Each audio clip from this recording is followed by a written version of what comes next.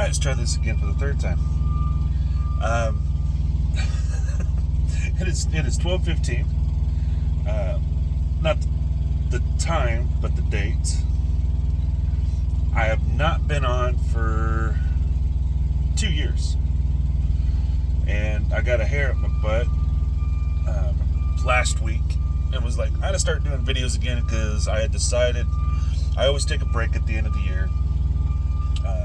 And I kind of do whatever I want for about 2 or 3 months. And I got to be kind of careful now because during that 2-year period, I figured out a lot about myself. Because before it was about losing weight, working out, gaining muscle. I gained muscle really, really fast. So it's always been a weird thing with me. So I just kind of do whatever I want. And yes, I do smoke. I'm trying to roll my window up a little bit. I don't think I'll ever quit smoking. But so I take a break. I eat whatever I want, so but I got to be careful now because now I know I did allergy testing and stuff during that time period to figure out. I thought this driver was going to walk up to me and start asking me questions about this place. He just backed in a little bit beside me. But I found out I'm allergic to all kinds of stuff. And yeah, the word fragrance, like I mentioned before, like my face would break out. Soaps, all of a sudden it just looked like I got a welding burn. And I went through this for years trying to figure this stuff out. And I used to use the crap out of steroid creams. And yeah, it's come to find out I'm allergic to fragrances, especially lavender, or just the word fragrance, and everything either has lavender or the word fragrance in it. So I have to use a handmade soap that I get from Amazon. Maybe I'll show it off at some point. Doesn't smell very good, but it does work. It's a handmade lye soap. There's like 3 ingredients in it. So I use that, and I use like all clear, fragrance-free style stuff, detergents to wash my clothes, and that seems to work. It's not perfect, but it does seem to work out pretty good. So yeah, that took care of a lot of problems once I figured that out. And then I started having signs of psoriasis. I mean, breaking out underneath my arms, elbows, forearms. I'd get rashes. Even some spots on my face. Some on my legs, but not really quite so much. I have a friend that has psoriasis really, really bad. And I keep telling him, says, dude, if you eat right, it'll help it. It may not make it go away, but it'll definitely help it. Because he takes those really high price steroid shots and stuff, and he won't do it. He doesn't care. He's fluffy. He's a big guy. He's a frame size smaller than me. Got strong shoulders, but he's a frame size smaller than me, and we both weigh about the same. I mean, about 300 pounds. So,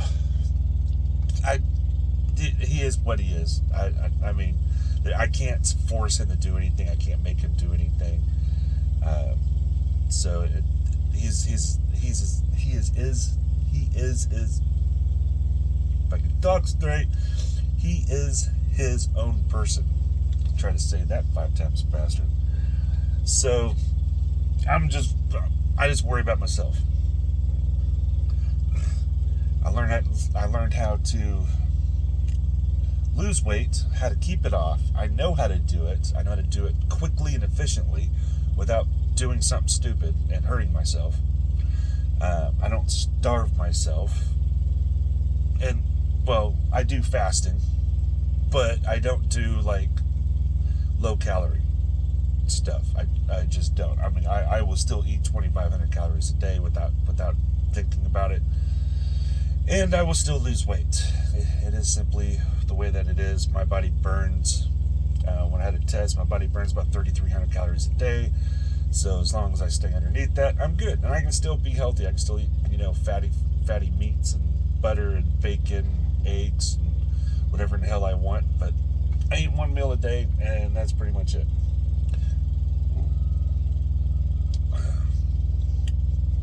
It's crappy cheap coffee, but it's coffee. That's all I'm worried about. But I'm getting back at the end of the year, or the beginning of next year, I'm getting back into it. I want to lose about 20 or 30 pounds. And figured I would just document it all over again. Let's talk about it. I'm a truck driver. I don't get a lot of exercise. How do you stay healthy?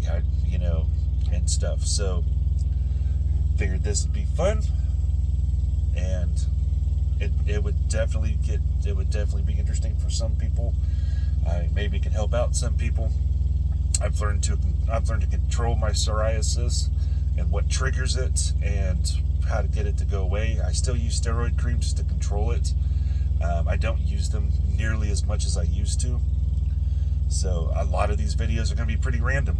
It may be just a video of me driving down the road, because last night I was trying to figure out if I could do a video with my phone on the holder, with it watching the road, and I could talk on my headset. If I get an idea or something, maybe I could sit there and just talk about it for about 5 minutes or so, 5-10 minutes, and you just get a video of me of the hood of my truck driving down the highway.